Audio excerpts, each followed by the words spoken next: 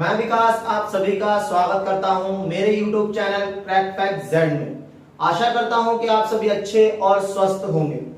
जैसा कि आप सभी जानते हैं कि हमने प्रस्तावना को पढ़ना शुरू किया था और प्रस्तावना के अंदर हमने काफी सारे शब्दों को पढ़ लिया है और इसका एक पार्ट हमने अपलोड कर दिया। डिस्क्रिप्शन में जाके आप उसका लिंक देख सकते हैं। जहां हमने पीछे खत्म किया हम उसी को कंटिन्यू करते हैं। एक बार रिवीजन कर लेते हैं कि हमने कहां तक पढ़ लिया है। हमने हम भारत के लोग भारत को एक संपूर्ण प्रभुत्व संपन्न लोकतंत्रात्मक गणराज्य समाजवाद पंथ निरपेक्ष ये सारे शब्दों का जो ब्रीफ अर्थ था, मतलब संक्षिप्त से संक्षिप्त और अच्छे से अच्छा जो अर्थ था हमने आपको बताया। अब इसी कड़ी को आगे बढ़ाते हुए हम न्याय की अवधारणा को देखते हैं कि हमारी प्रस्तावना के अंदर और हमारे संविधान के अंदर न्याय की अवधारणा को कैसे दिया गया। तो लिखा कैसे गया है, नागरिकों को सामाजिक आर्थिक राजनीतिक न्याय प्राप्त हो। कैसे, देखो जो न्याय की अवधारणा है वो क्या है। प्रस्तावना में न्याय तीन भिन्न रूपों में शामिल है, जैसे सामाजिक आर्थिक और राजनीतिक। जैसे कि आपने पढ़ा कि हमारी प्रस्तावना के अंदर तीन रूपों का न्याय दिया है, सामाजिक आर्थिक और राजनीतिक। इनकी सुरक्षा मौलिक अधिकारों व नीति निर्देशित सिद्धांतों के विभिन्न उपबंधों के जरिए की गई है। मतलब हमारा जो संविधान तय किया गया तो न्याय की तीन अवधारणा दी गई और न्याय की तीन अवधारणा को सुरक्षित करने के लिए मौलिक अधिकार और नीति निर्देशक तत्वों का इस्तेमाल किया गया। अब हम एक एक अवधारणा को देखते हैं कि न्याय की तीनों अवधारणा में अर्थ क्या है। अगर हम सामाजिक न्याय की बात करें तो हर व्यक्ति के साथ जाति रंग धर्म लिंग के आधार पर बिना भेदभाव किए बिना समान व्यवहार करना ही सामाजिक न्याय कहलाएगा।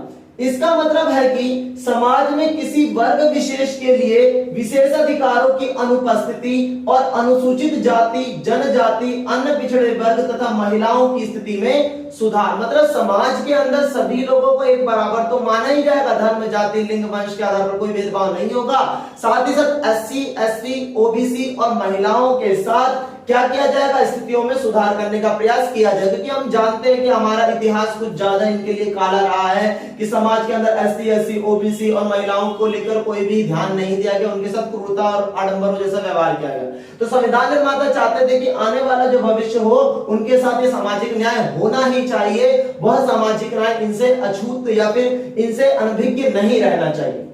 फिर उसके बाद आर्थिक न्याय पे बात करते हैं। आर्थिक कारणों के आधार पर किसी भी व्यक्ति से भेदभाव नहीं किया जाए। मतलब किसी के पास पैसा ज्यादा और किसी के पास पैसा कम है तो आप भेदभाव करने लग रहे हो, तो ये इस प्रस्तावना के अंदर संविधान के अंदर सही नहीं माना गया है। इसमें संपदा आय और संपत्ति की असमानता को दूर करना भी शामिल है। समाज के अंदर काफी सारे लोग ऐसे होते हैं जिसके पास संपदा नहीं होती है, आय नहीं होती, संपत्ति नहीं होती है। तो प्रस्तावना ने कोशिश की है कि समस्त लोगों के पास जो ये असमानता फैली हुई है संपत्ति आय और संपदा की, उसको क्या किया जाए, बैलेंस करने की कोशिश की जाए, उस कमी को पूरा करने की कोशिश की जाए। सामाजिक और आर्थिक न्याय का मिला जुला रूप अनुपाती न्याय को परिलक्षित करता है। मतलब सामाजिक न्याय भी करना है, आर्थिक न्याय भी करना है। तो जब हम इन दोनों को मिलाकर देखते हैं तो ये हमें कैसा न्याय लगता है, परिलक्षित न्याय लगता है। फिर उसके बाद सामाजिक न्याय और आर्थिक न्याय हो गया। अब हम राजनीतिक न्याय पर बात करते हैं कि राजनीतिक न्याय क्या है। एक सेकेंड,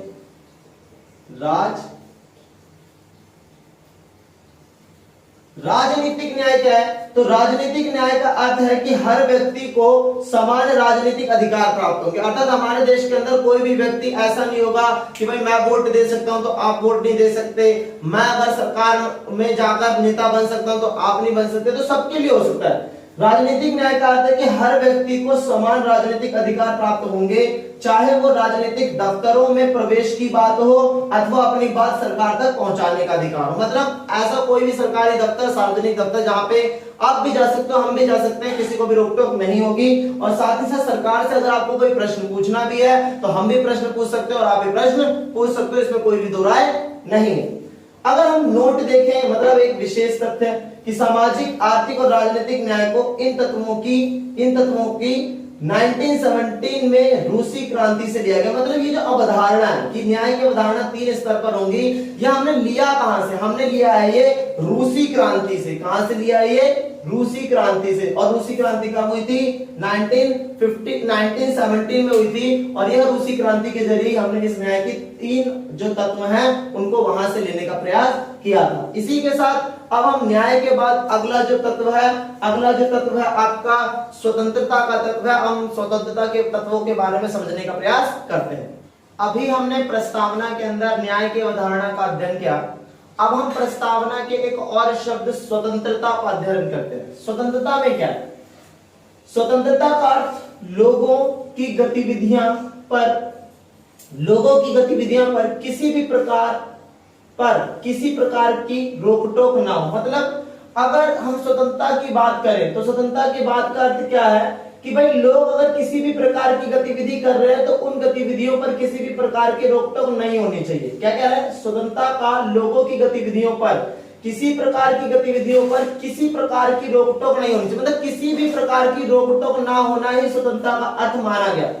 किसी प्रकार की रोक टोक की अनुपस्थिति तथा ही व्यक्ति के विकास के लिए अवसर प्रदान करना। मतलब व्यक्ति के विकास के लिए अवसर भी होने चाहिए और वह जो करना चाहता है उसकी भी स्वतंत्रता उसे होनी चाहिए, तभी वो कह पाएगा कि मैं स्वतंत्र हूं। और जो कार्य उसको अपने विकास का साधन लगता हो और वह कार्य वो कर सके ताकि वो अपना विकास कर सके, इसीलिए उसको क्या कहेंगे? हम स्वतंत्र कहेंगे।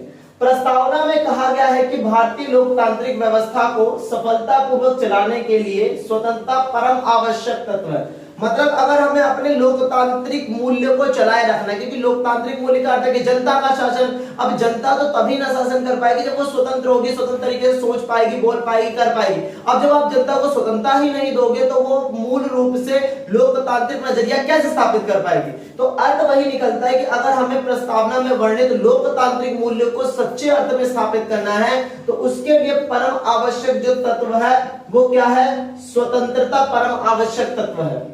हालांकि स्वतंत्रता से विपरीत यह नहीं है कि हर व्यक्ति को कुछ भी करने का लाइसेंस मिल गया। ऐसा नहीं है कि आपको मैंने कह दिया कि या फिर प्रस्तावना ने कह दिया आप स्वतंत्र हो, आप कुछ भी कर सकते हो, आपको कोई रोक टोक नहीं होगा, अवसर के साधन मौजूद होंगे और आप अपना विकास कर सकते हो। तो ऐसा भी नहीं है, हर काम की स्वतंत्रता नहीं है। जैसे हालांकि स्वतंत्रता से विपरीत यह नहीं है कि हर व्यक्ति को कुछ भी करने का लाइसेंस मिल गया हो। स्वतंत्रता के अधिकार का इस्तेमाल संविधान में लिखी गई सीमाओं के भीतर ही किया जा सकता है। मतलब स्वतंत्रता तो है आपको, पर वो भी सीमाओं में वर्णित है। और अगर आप उस सीमाओं में रहकर अपनी स्वतंत्रता का इस्तेमाल करते हो तो आप स्वतंत्र रूप से अपना कार्य कर सकते हो, इस्तेमाल कर सकते हो, अपनी इच्छाओं का विकास कर सकते हो। परंतु अगर आप इलीगल तरीके से स्वतंत्रता का इस्तेमाल कर रहे हो तो संवैधानिक तौर पर भी उसको सही नहीं माना जाएगा और उस पर सीमाएं लगाई जाएंगी। नोट क्या है? हमारी प्रस्तावना में स्वतंत्रता, समता और बंधुत्व जो तीनों आदर्श रखे गए, ये तीनों ही आदर्श हमने कहां से लिए हैं? फ्रांस की क्रांति से। जैसे हमने न्याय की जो अवधारणा थी वो रूसी क्रांति से ली थी, वही स्वतंत्रता और समानता और बंधुत्व की जो अवधारणा है, स्वतंत्रता, समता और बंधुत्व की जो अवधारणा है वो हमने कहां से लिया? फ्रांस की क्रांति से। फ्रांस की क्रांति कब हुई थी? 1789 से 90 के मध्य हुई थी। तो इस तरीके से हमने स्वतंत्रता की अवधारणा को भी समझा और इसी तरीके से हम प्रस्तावना के और जो शब्द है उसको भी समझने के लिए आगे बढ़ते हैं। स्वतंत्रता शब्द को समझा, अब हम प्रस्तावना के अगले शब्द समता को समझते हैं कि प्रस्तावना में जो समता शब्द रखा है उसका अर्थ क्या है।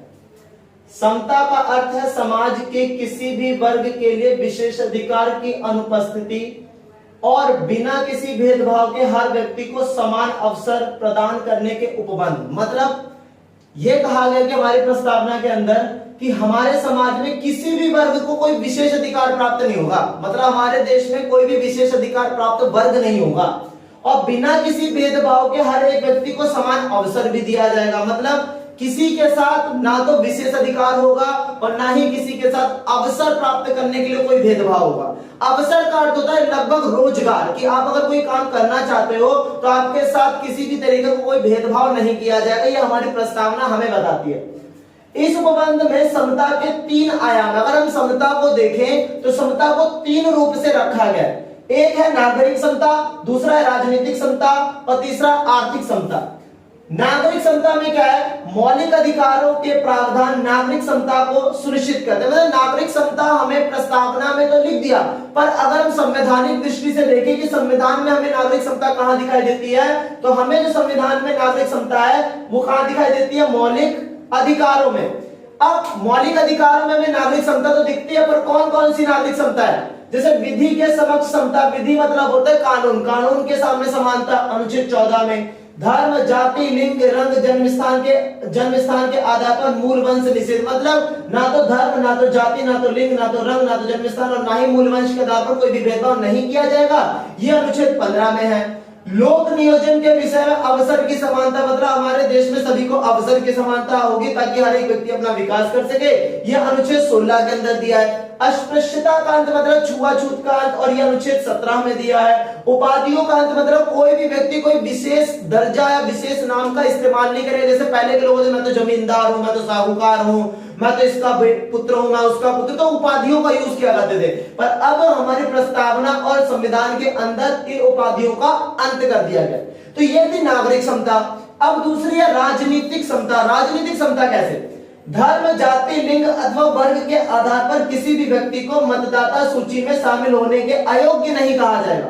मतलब अगर मैं हूं, आप हूं, रेदर देन कोई भी हो, अगर किसी को धर्म, किसी को जाति, किसी को लिंग, किसी को वर्ग के आधार पर यह कह दिया जाए कि आपका नाम वोटर आईडी लिस्ट में नहीं लिखा जाएगा, तो यह समता के विरुद्ध होगा, जो अनुच्छेद 325 में वर्णित है। ध्यान रखना, यह अनुच्छेद 325 में वर्णित है कि आपका नाम मतदाता सूची में लिखा ही जाएगा, और अगर आपसे कोई मना करता है तो वो समता के अधिकार के विरुद्ध होगा। फिर लोकसभा और विधानसभाओं के लिए वयस्क मतदान का अधिकार, अर्थात 18 वर्ष के बाद हर एक व्यक्ति क्या कर सकता है, लोकसभा के चुनाव में और विधानसभा के राज्यों के चुनाव में क्या कर सकता है, अपना वोट दे सकता है। और यह अनुच्छेद कितने में लिखा है, अनुच्छेद 326 के अंदर लिखा है। फिर है आर्थिक समता। आर्थिक समता मतलब पैसे की समता, आर्थिक स्तर की समता।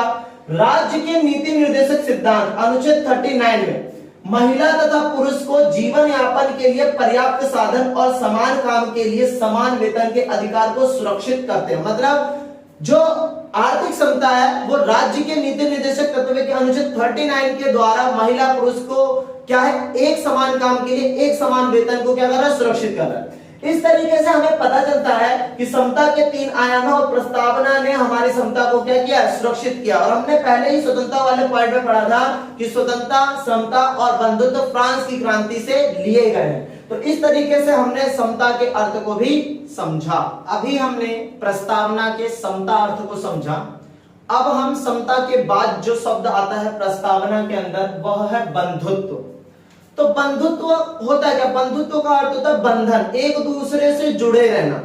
तो क्या है बंधुत्व का अर्थ, इसका अर्थ है भाईचारा। मतलब हमारे देश के अंदर समस्त जो लोग हैं, चाहे भले ही कितने अलग क्यों ना हो, धर्म, जाति, लिंग, संप्रदाय, समाज भले ही अलग हो, पर आपस में कैसी भावना होगी, आपस में भाईचारे की भावना होगी। इसका अर्थ भाईचारे की भावना है। संविधान एकल नागरिकता के एक तंत्र के माध्यम से भाईचारे की भावना को प्रोत्साहित करता है। अब संविधान ने कैसे बंधुत्व की भावना को बढ़ाया?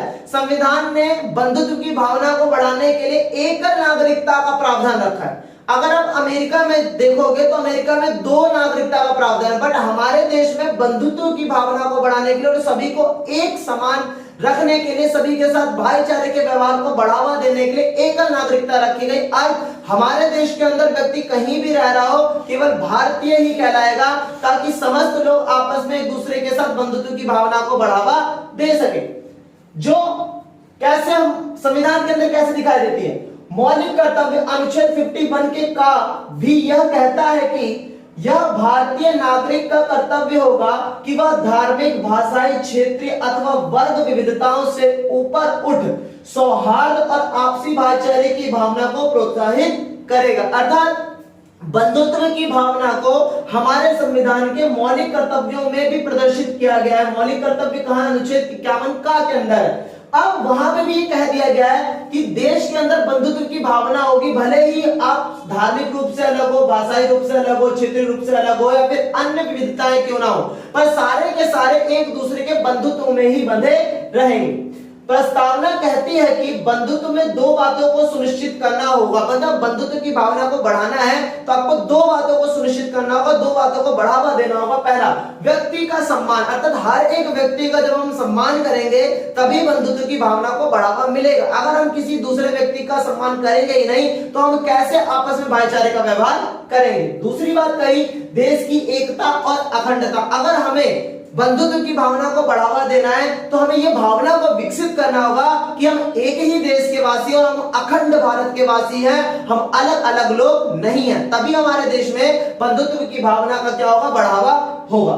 फिर अखंडता शब्द को, जो हमारी अखंडता शब्द है वो 42वें संविधान संशोधन अधिनियम 1976 के द्वारा प्रस्तावना में जोड़ा गया। ये बात मैंने आपको पहले भी बताई थी कि 42वें संविधान संशोधन के जरिए बहुत सारी चीजें जोड़ी गई, जिसमें क्या था, समाजवाद भी था, पंथनिरपेक्ष भी था और अब अखंडता भी शामिल हो गया। इस तरीके से हमने प्रस्तावना के आखिरी शब्द बंधुत्व को समझा। अब हम प्रस्तावना के महत्व को समझेंगे कि आखिरकार प्रस्तावना का महत्व क्या है।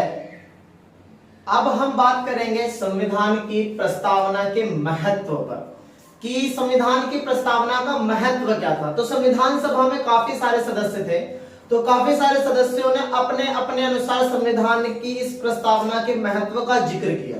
हम सबकी तो चर्चा नहीं कर सकते, हम कुछ ऐसे सदस्यों की चर्चा करते हैं जिनके कथन सभा में बहुत ही ज्यादा संविधान की आत्मा को जिंदा करते थे। जैसे संविधान के निर्माण में महत्वपूर्ण भूमिका निभाने वाले संविधान सभा के अध्यक्ष सर अल्लादी कृष्ण स्वामी अय्यर। अब अध्यक्ष आप राजेंद्र प्रसाद को मानते हैं, राजेंद्र प्रसाद भी अध्यक्ष थे और ये भी उपाध्यक्ष के तौर पर काम करा करते थे।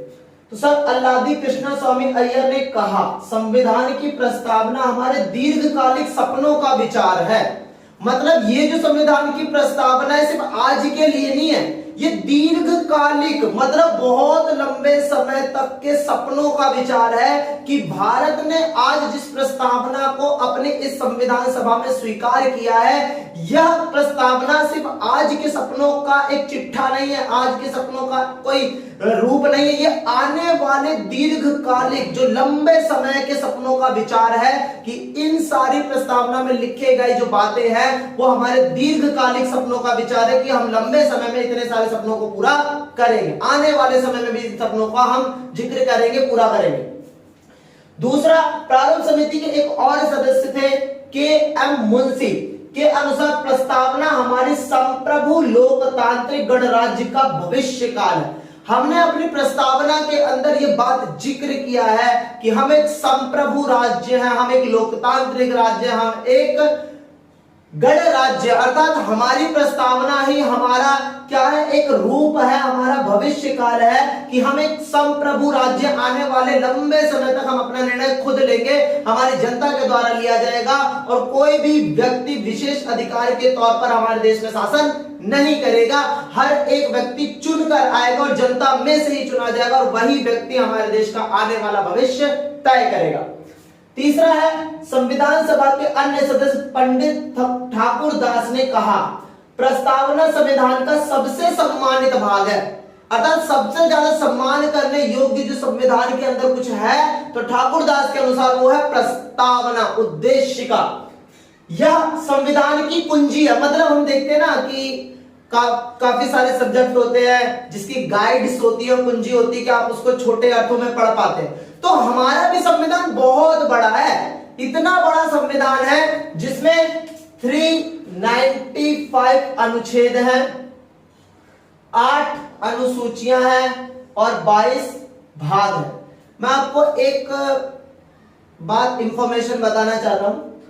लास्ट जो हमारी वीडियो है प्रस्तावना से पहले, प्रस्तावना के पहले पार्ट से पहले एक वीडियो है, उसमें हमसे थोड़ी सी गलती हुई कि हमने यहाँ पे भाग जो है वो 12 लिख दिए गए।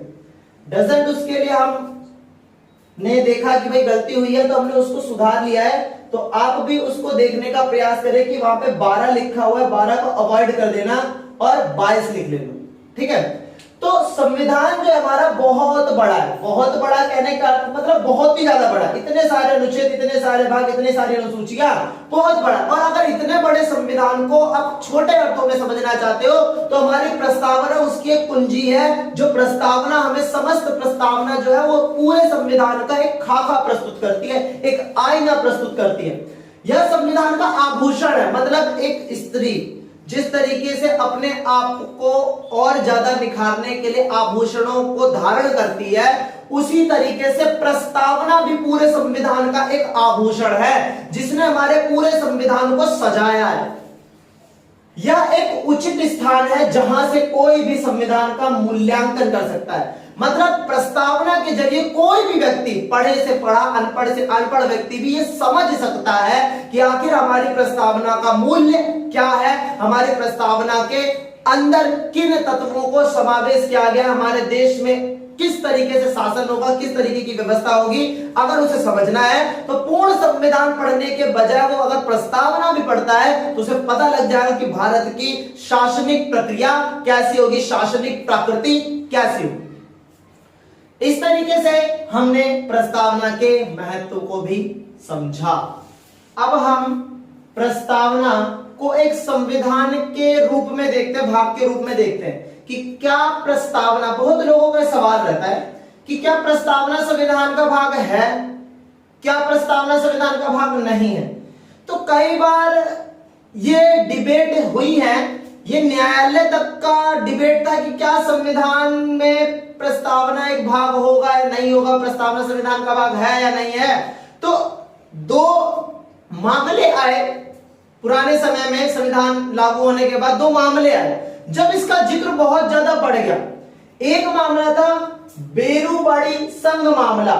बेरुबाड़ी संघ मामले में उच्चतम न्यायालय ने यह फैसला दिया कि भाई जो प्रस्तावना है वो क्या है, संविधान की बस एक कुंजी है, प्रस्तावना संविधान का भाग नहीं है। देखो, उच्चतम न्यायालय ने कहा कि प्रस्तावना संविधान में निहित सामान्य प्रयोजनों को दर्शाता है, मतलब बहुत सामान्य चीजों को दर्शाता है। प्रस्तावना संविधान की मूल भावना को नहीं दर्शाता। बेरुबाड़ी संघ मामले में यह कहा गया प्रस्तावना संविधान में निहित सामान्य प्रयोजनों को दर्शाता है और इसलिए संविधान निर्माताओं के मस्तिष्क की एक कुंजी है, बस एक कुंजी है और सामान्य तत्व है, ये संविधान की मूल भावना को दर्शाता नहीं है। प्रस्तावना की विशेषता को स्वीकारने के उद्देश्य के बारे में कहा कि प्रस्तावना संविधान का भाग नहीं है, क्योंकि उस समय उच्चतम न्यायालय को यह लगता था कि मात्र ये कुंजी है, मात्र क्या है, सामान्य चीजों को दर्शा रहा है, कुंजी है, इसीलिए ये संविधान का भाग नहीं है, प्रस्तावना संविधान का भाग नहीं हो सकती। बट समय बीता, ये तो 1960 की बात थी, अब समय बीता और 1973 में जब केशवानंद भारती का मामला आया तो केशवानंद भारती के मामले में उच्चतम न्यायालय ने निर्णय दिया कि केशवानंद भारती में उच्चतम न्यायालय ने पूर्व व्याख्या मतलब जो 1960 में बेरुबाड़ी संघ मामले में दी गई थी उस पूर्व व्याख्या को अस्वीकार कर दिया, मतलब उसको गलत ठहरा दिया कि बेरुबाड़ी संघ मामले में जो व्याख्या की गई थी प्रस्तावना की कि वो संविधान का अंग होगा या नहीं होगा, वो गलत है। क्योंकि बेरुबाड़ी संघ मामले में ये कह दिया गया था कि संविधान प्रस्तावना जो है वो संविधान का अंग नहीं है। तो इस मामले में कहा गया कि ये गलत है, यह व्यवस्था दी गई कि प्रस्तावना संविधान का भाग है। और केशवानंद भारती में पूर्णतः यह मान लिया गया कि जो प्रस्तावना वो संविधान का ही भाग होगी, वो संविधान से अलग नहीं है। इस तरीके से यह जो प्रश्न था कि भाई वो प्रस्तावना संविधान का भाग है या नहीं है, आज के समय में प्रस्तावना संविधान का एक अभिन्न अंग है, उसको अलग नहीं किया जा सकता। इस तरीके से हमने संविधान की प्रस्तावना में जितने भी शब्द थे उसका बहुत अच्छी तरीके से जिक्र किया है। इस पूरी प्रस्तावना को समझने के लिए हमने दो पार्ट बनाए हैं, पार्ट 1 और पार्ट 2। आप दोनों पार्ट को देखना, तभी आपको ये समझ में आएगा कि पूर्ण प्रस्तावना के अंदर जितने भी शब्द हैं उनका अर्थ क्या है, इसका महत्व क्या है और संविधान में इसका क्या रूप है या नहीं है। इस तरीके से संविधान की प्रस्तावना पूरी हो जाती है। अब हम अगले वीडियो में मिलेंगे आपसे। इस तरीके से सभी को नमस्कार।